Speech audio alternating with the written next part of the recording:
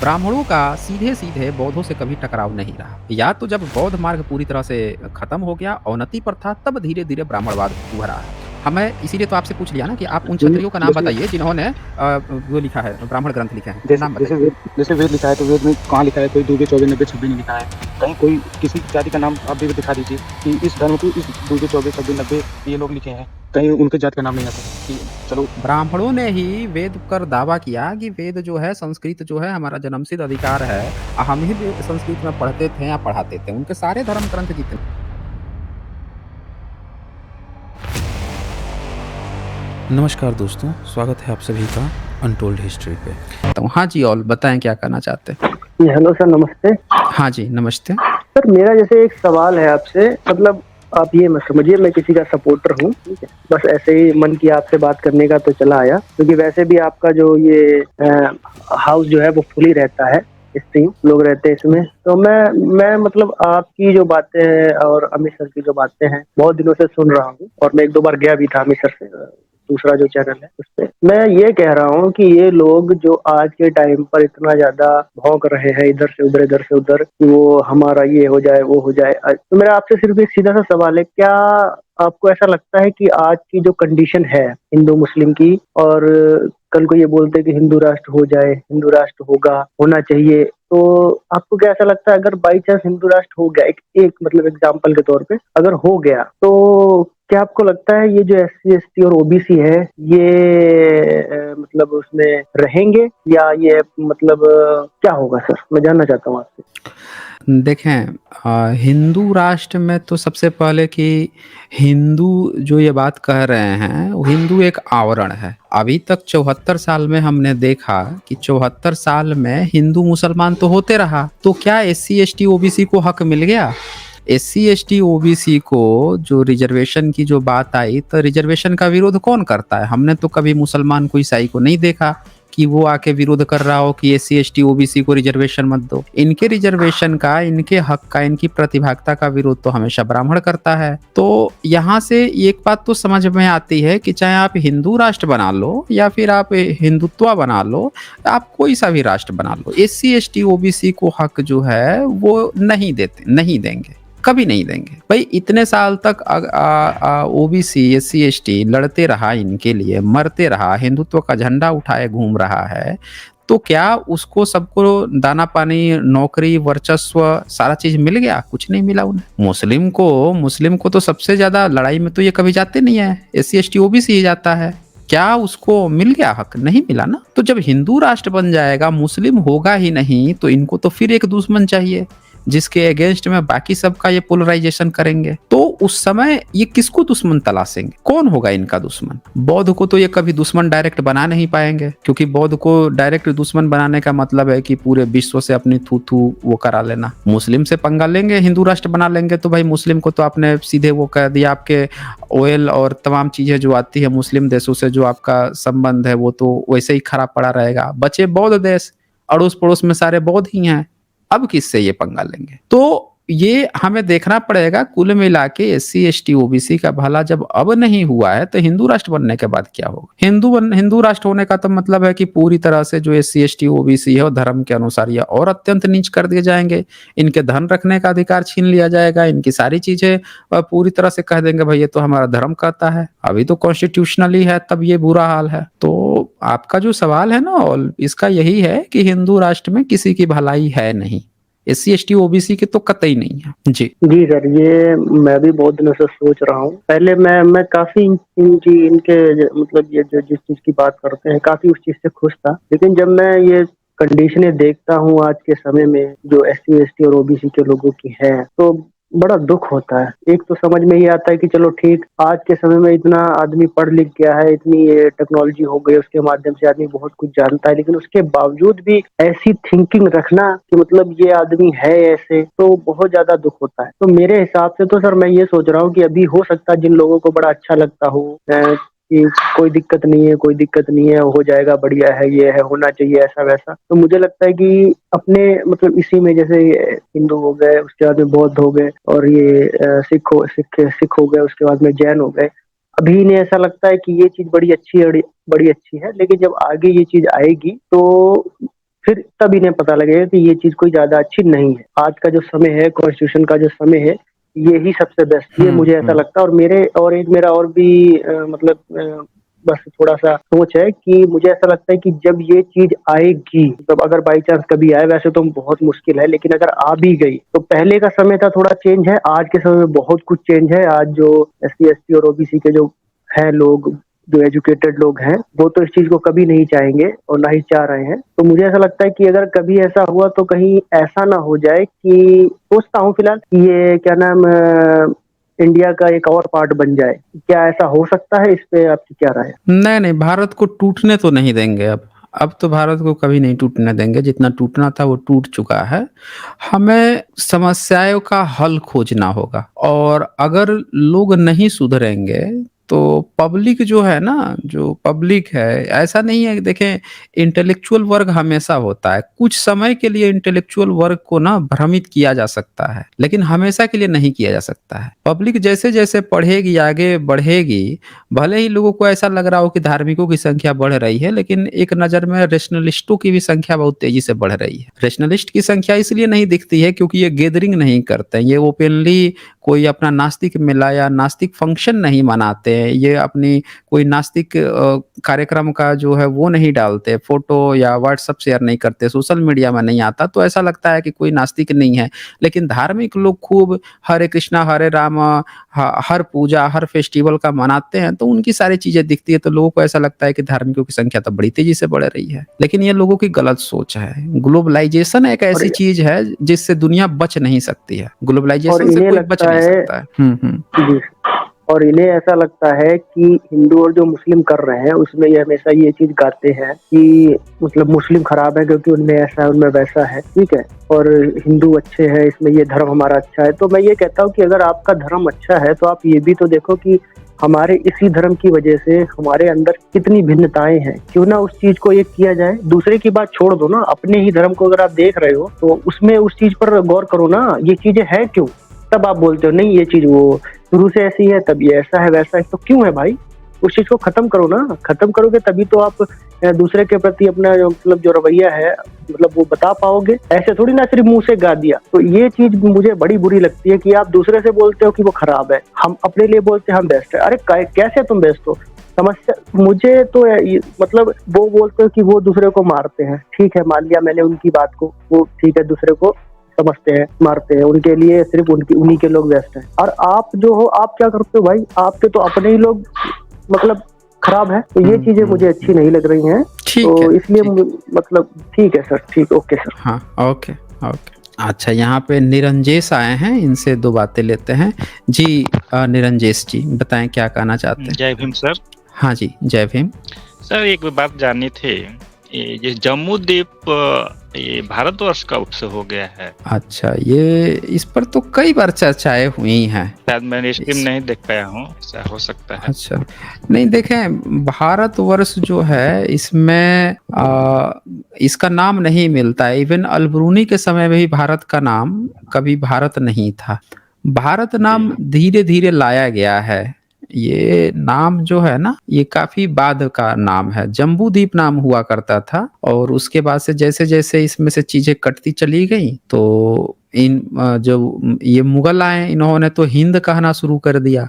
हिंद हिंद कहते थे, और हिंद के बाद से ही धीरे से हिंदुस्तान भी आना शुरू। हिंदुस्तान पाकिस्तान का कंसेप्ट बाद में आया। भारत का नाम बाद में लाया गया है, ठीक है ना। ये हिंद के बाद से भी? हाँ, हिंद के बाद से भी लाया। हिंद तो मुस्लिम ने कहा है ना जी। भारत में कभी नाम दरअसल था ही नहीं भारत नाम। ये स्क्रिप्चर में इन लोगों ने लिखना शुरू किया है। स्क्रिप्चर एक किताब थी ना, उसी का नाम भारत था। उस स्क्रिप्चर्स को महाभारत बना दिया गया बाद में, और उससे भी पहले उसका नाम जय था। तो ये धीरे धीरे हुआ है। देश का नाम कभी भारत नहीं रहा है, ये भारत बहुत बाद में किया है।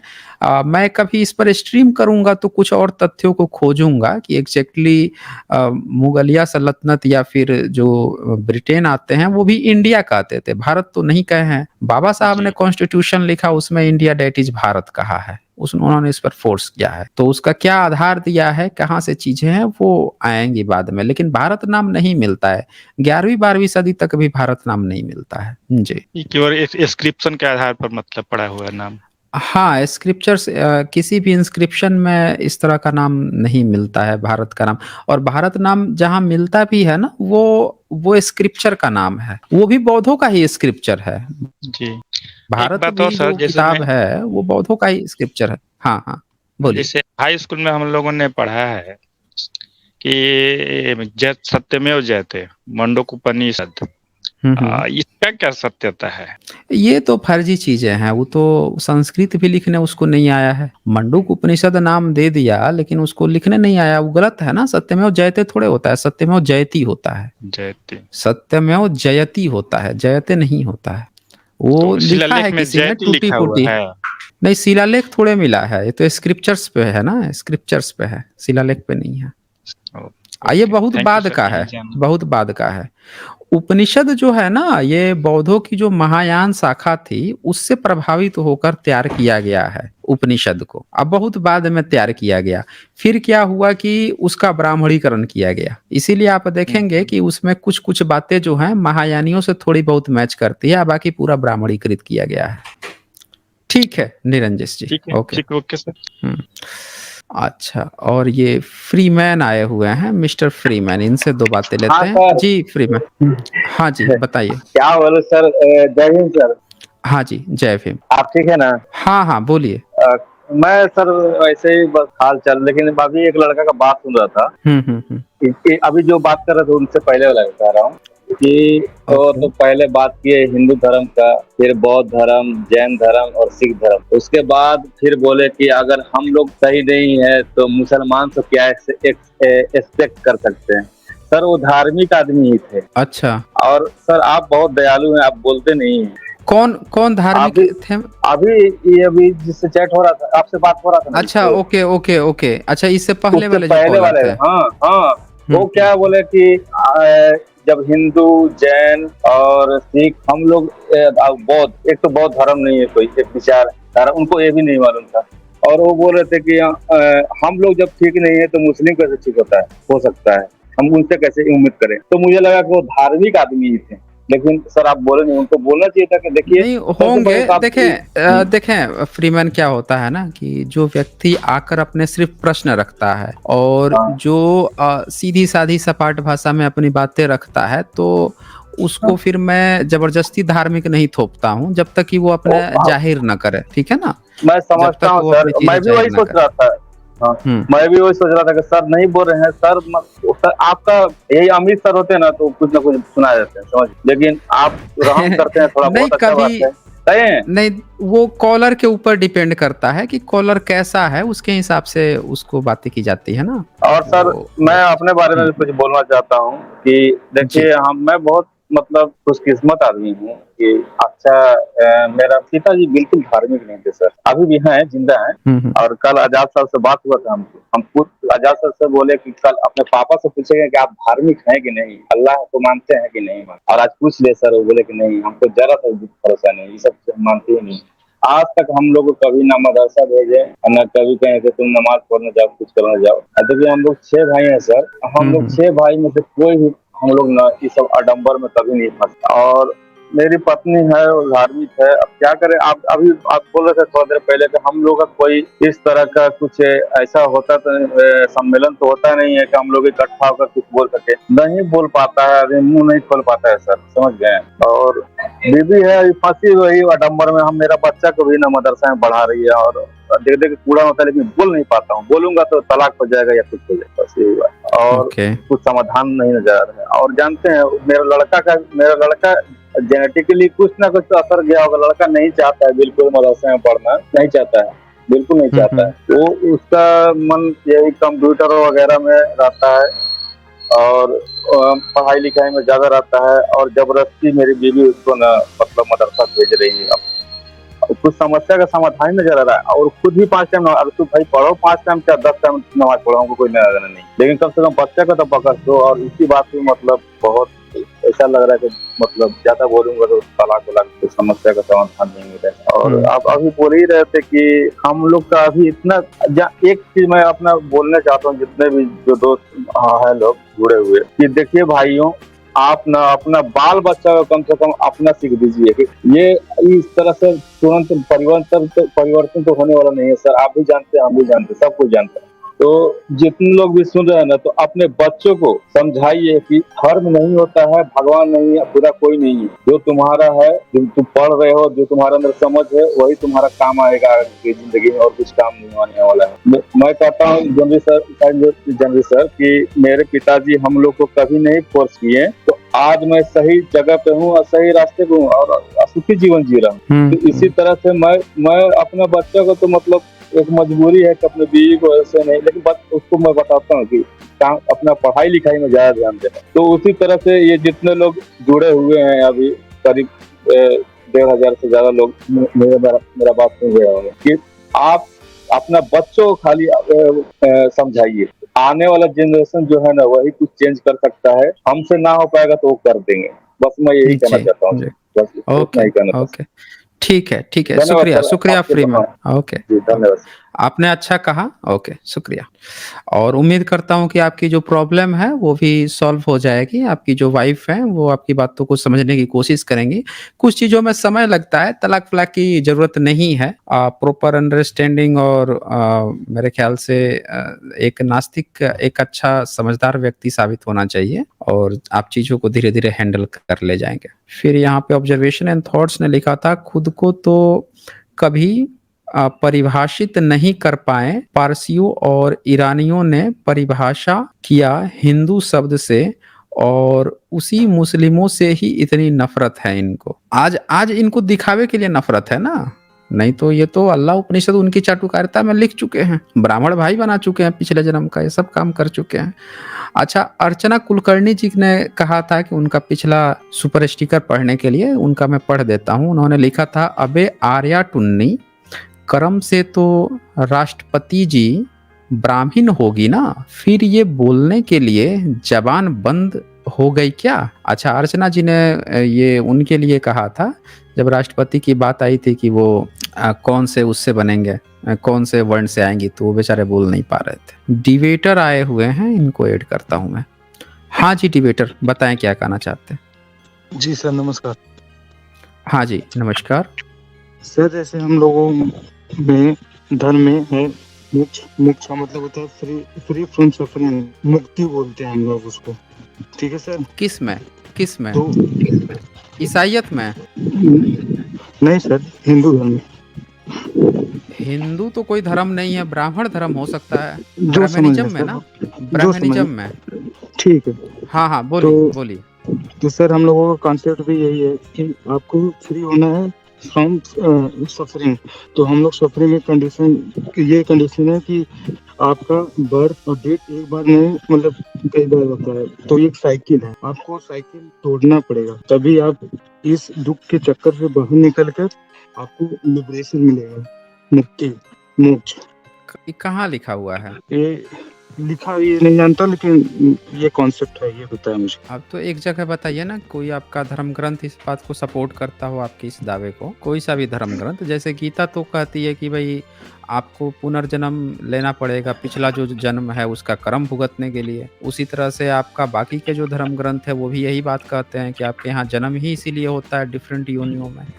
तो योनि तो अगर नहीं। आप इसको ब्रेक करेंगे, जो पुनर्जन्म बार बार, जो कि अनसाइंटिफिक कंसेप्ट है, उसको कैसे आप ब्रेक करेंगे? आप ब्रेक करके जाएंगे कहाँ? ब्रेक करके आप सर, कहाँ जाएंगे?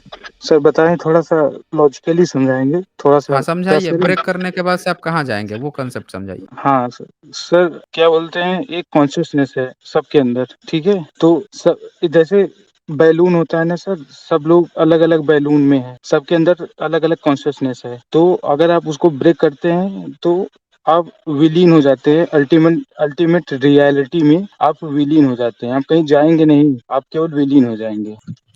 किस में विलीन हो जाएंगे? Sir source source of ultimate truth. मतलब मैं समझ नहीं पा रहा हूँ आप क्या कहना चाह रहे हैं। आप पूरा क्लियर होके खुल के कहिए, कुछ ऐसा बताइए जिससे कि सबको समझ में आए। अभी आप जो है शब्दों का कुछ जाला बुन रहे हैं जो क्लियर नहीं हो पा रहा है कि आप क्या कहना चाहते हैं। पूरा खुल के कहिए, क्लियर कहिए क्या कहना चाहते हैं। सर जैसे अब कैसे जैसे सर समुद्र होता है ना, पूरा समुद्र है और प्रत्येक मनुष्य है या फिर जितने भी जीव हैं एक एक बूंद लेके बैठे हैं, और जब हम फ्री होते हैं, फ्रीडम पाते हैं, मोक्ष प्राप्त करते हैं, तो वो बूंद जाके सागर में मिल जाता है। तो इसी कॉन्सेप्ट को बोला जाता है मोक्ष।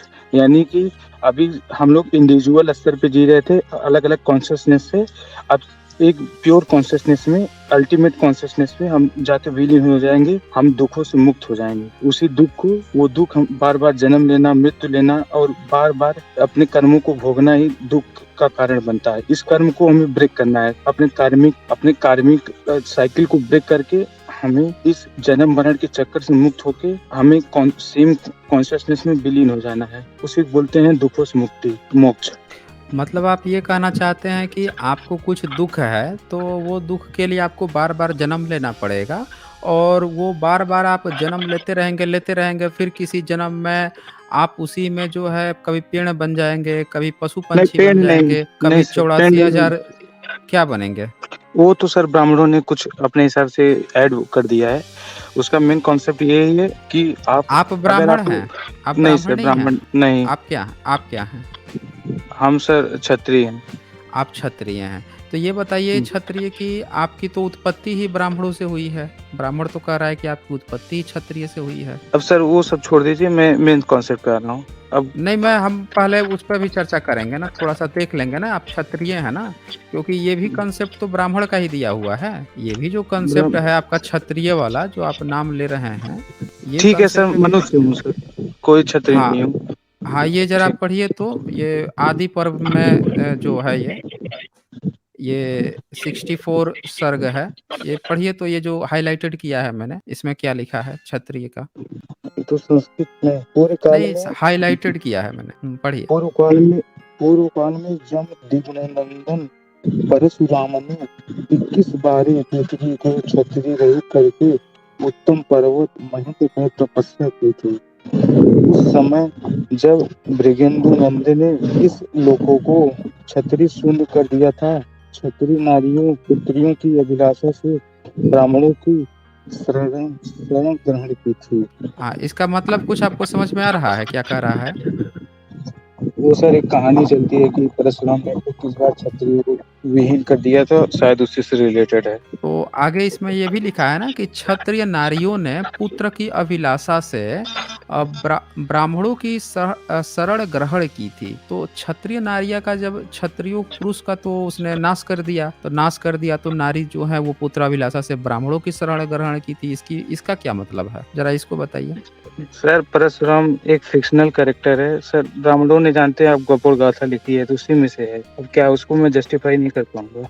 अच्छा, हाँ, अब सर एक अगला ये अगला एक सेंटेंस लिखा है महाभारत का, ये भी आदि पर्व का है, हाईलाइटेड है, इसको भी एक बार पढ़ दीजिए, फिर हम इसकी चर्चा करते हैं। चलिए सर ठीक है। राजन, उन सहस्त्रों क्षत्राणियों ब्राह्मण धर्म से गर्भ धारण किया है और पुनः क्षत्रिय कुल की वृद्धि लिए अत्यंत बलशाली क्षत्रिय कुमारों तथा कुमारियों जन्म दिया। इस प्रकार तपस्वी ब्राह्मणों द्वारा क्षत्रियों गर्भाशय धन पूर्वक क्षत्रिय संतान की उत्पत्ति और वृद्धि हुई। वे सब संतानें दीर्घायु होती है। वह ब्राह्मण देवता अब तो बहुत ही कठोर गाथा गाते हैं। सर समझ गया सर। क्या मतलब है, थोड़ा समझा दीजिए एक बार सबको। अब सर ये ऐसा हिंदी लिखा है कि समझ नहीं आ रहा, बस समझ गया ये लोग क्षत्रिय को का भी मतलब गरिया दिए हैं ब्राह्मण लोग, यही है। मतलब ब्राह्मण कह रहा है कि आज के जितने भी क्षत्रिय हैं उन सबके बाबूजी ब्राह्मण ही है। ब्राह्मण तो ये कह रहा है।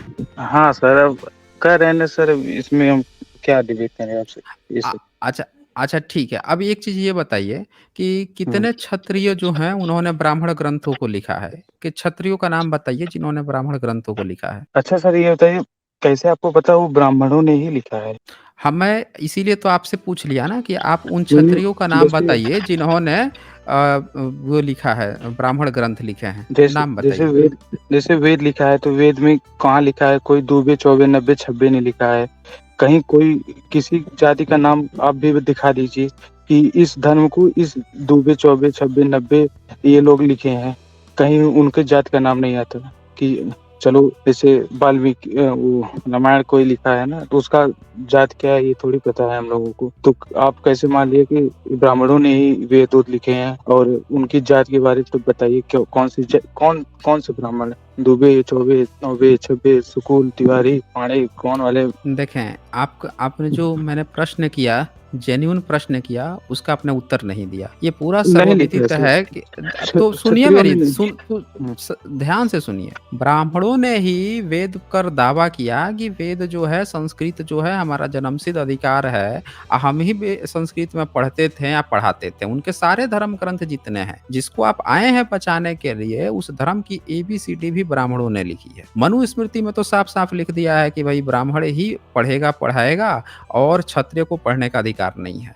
गीता में भी यही लिखा है, तमाम उनके धर्म ग्रंथ में यही बात लिखी है कि क्षत्रिय को पढ़ाने का अधिकार नहीं। पढ़ तो लेगा, पढ़ाएगा भी उसको ब्राह्मण ही। तो पढ़ाने का, लिखने का काम जो है क्षत्रिय का नहीं था, न वैश्य का था। शूद्र को तो पढ़ने लिखने कुछ का अधिकार, तो सारा काम ब्राह्मण ने किया। आप जिसकी धोती बचाने आए हैं वो ब्राह्मण धर्म है, ब्राह्मणिज्म है। आपका इसमें कुछ भी योगदान नहीं। आप एक उधारी का धर्म बचाने आए हैं। इसीलिए मैंने आपसे पूछा कि एक भी क्षत्रिय का नाम आप बता दीजिए जिसने आपका ये ब्राह्मण धर्म लिखा हो, जिसने जीवन मरण की बात बताई हो, जिसने कुछ किया हो, जिसने कभी लिखित कुछ लिखा। अरे आपको तो ये भी नहीं पता होगा कि आपके क्षत्रिय जो हैं वो किस भाषा लिपि में लिखते पढ़ते। ब्राह्मण ने सारा ये काम किया है ना, आप तो उसको बचाने चले आए हैं। सोच रहे हैं कि हम ब्राह्मण को कह देंगे कि ब्राह्मण ने ये किया वो किया, वो कह भी देंगे, क्षत्रिय को भी बचा ले जाएंगे। नहीं भाई, ब्राह्मण जो है उसकी इतनी पावर है कि महाभारत में ये खुलेआम लिखता है कि आज के जितने क्षत्रिय हैं, ये देखिए क्या लिख रहा है, राजन उन सहस्त्रों क्षत्राणियों ब्राह्मणों ने गर्भ धारण किया। ब्राह्मणों से गर्भ धारण, ये सीधे सीधे लिख रहा है कि जितने क्षत्राणियों की थी, क्षत्रियों की जितनी बीबियां थी, औरतें थी, सबको ब्राह्मणों ने गर्भवती किया। इस खुलेआम लिख रहा है। आज तक किसी माई के लाल की हिम्मत नहीं हुई कि जाके एक प्रश्न उठा दे ब्राह्मणों से कि भैया तुम हमारे कैसे जैविक पिता बन गए, क्या तुम लोगों ने, तुम्हारे हम अवैध संतान हैं? आज तक नहीं। आप उल्टे आए हैं बचाने के लिए उसको। आप उसको गाली भी तो दे रहे हैं, लेकिन आप बचा तो उसी का धर्म रहे हैं। आपका धर्म कहाँ है? जैसे मान लेते हैं इस्लाम हो गया, ईसाईयत हो गया, उनके सबके अलग अलग हैं अपने। बौद्ध हो गया, जैन हो गया, इनके अपने अलग अलग हैं। आपका कुछ भी अलग नहीं है। आप किसी क्षत्रिय का नाम बता दीजिए जिसने किसी क्षत्रिय धर्म की स्थापना। कभी कोई नहीं कहता क्षत्रिय धर्म, क्योंकि सब जानते हैं कि ब्राह्मण धर्म पूरा A to Z ब्राह्मणों ने लिखा है। तो आप जिसको बचाने आए हैं वो ब्राह्मण धर्म है, और वो तो सीधे सीधे आपको गाली दे रहा है, आपको अवैध संतान बता रहा है। आप उसी को बोल रहे हैं कि क्या है क्या नहीं है। बताइए मुझे, बोलिए। हाँ सर, ये अब सब ये सब काल्पनिक, ये है ना, महाभारत ये सब तो सब काल्पनिक है। तो उसी तरह से जो आप जीवन मरण की बात कर रहे हैं ना, वो सब भी काल्पनिक है। वो सब भी ब्राह्मणों का दिया हुआ है। साइंस में कोई पुनर्जन्म नहीं होता है। साइंस में कोई पुनर्जन्म, एक बार इंसान को जिंदगी मिलती है, मिलने के बाद से खत्म हो जाती है, खत्म बात हो जाती है। कोई उसके बाद जिंदगी नहीं होती है। अगर जिंदगी होती तो साइंस भी बोल दिया होता अब तक। ये तो आप उसका कंसेप्ट चुरा के लाए हो ना, ब्राह्मण का। बताइए। ठीक है सर, ठीक है सर, मैं मान भी लेता हूँ। तो आप मुझे एक लॉजिक और बता सकते हैं थोड़ा, कि जब ये पूरा भारत, जब बुद्धिस्ट यूनिवर्सिटियां चलती थी, सब पढ़े लिखे रहते थे, तो ब्राह्मणों ने आपको बेवकूफ बनाया। आप कैसे बन गए बेवकूफ, ये नहीं समझ में आ रहा है मेरे को कुछ। कैसे वो 2% ब्राह्मण आके बोले तुम शूद्र बन जाओ, तुम क्षत्रिय बन जाओ, और सब लोग उसके लट्टू हो गए उसके पीछे। और इतना पढ़ा लिखा समाज, इतना विकसित समाज, एक ब्राह्मण आके बोल रहा है मेरा धर्म मानो, सब लोग मानने लगे पीछे पीछे। ये कैसे हो गया सर? ब्राह्मणों का सीधे सीधे बौद्धों से कभी टकराव नहीं रहा। या तो जब बौद्ध मार्ग पूरी तरह से खत्म हो गया, अवनति पर था, तब धीरे धीरे ब्राह्मणवाद उभरा है। पहले पंचमंगिया थे, बीच वाले थे। डायरेक्ट टकराव हुआ होता तो ब्राह्मण धर्म जीत थोड़े पाता। खंड खंड होकर, विखंड होकर, टूट के कहाँ गायब हो जाता पता भी नहीं चलता इनका। ये तो पूरा का पूरा ब्राह्मण धर्म आपका खड़ा हुआ है 14वीं 15वीं सदी तक। और तब तक बौद्ध मार्ग भारत में 9वीं से लेकर 13वीं सदी के बीच में धीरे धीरे गायब हो चुका था, गायब कराया जा चुका था। ब्राह्मण जो है अपने उस अवस्था में था जो ब्राह्मण धर्म के रूप में नहीं था। वो पंचमंगिया बन के था, बौद्ध ही बन के बौद्धिस्ट बन के, जैसे कुमारिल भट्ट लिखता है अपनी किताब में कि मैं तो बौद्धों में घुस गया, उन्हीं से शिक्षा उक्षा लिया और शिक्षा लेकर अब मैंने उन्हीं को खत्म करने की कोशिश की है, इसका मुझे पाप लग रहा है। शंकराचार्य से बोल रहा है कि अब मैं अगली आग जला के उसी में जल के मरूंगा, बहुत पाप कर दिया मैंने, मैं तो बौद्धों में घुस गया था, उनसे सारी शिक्षाएं ली, उन्हीं को गाली गलौज किया, अब मुझे ऐसा आभास हो रहा है कि यार मैंने ये गलत काम किया है। तो दोस्तों ये वीडियो आपको कैसा लगा, आप फीडबैक ज़रूर दीजिएगा। जल्द ही मिलते हैं एक नए वीडियो के साथ। बहुत बहुत धन्यवाद।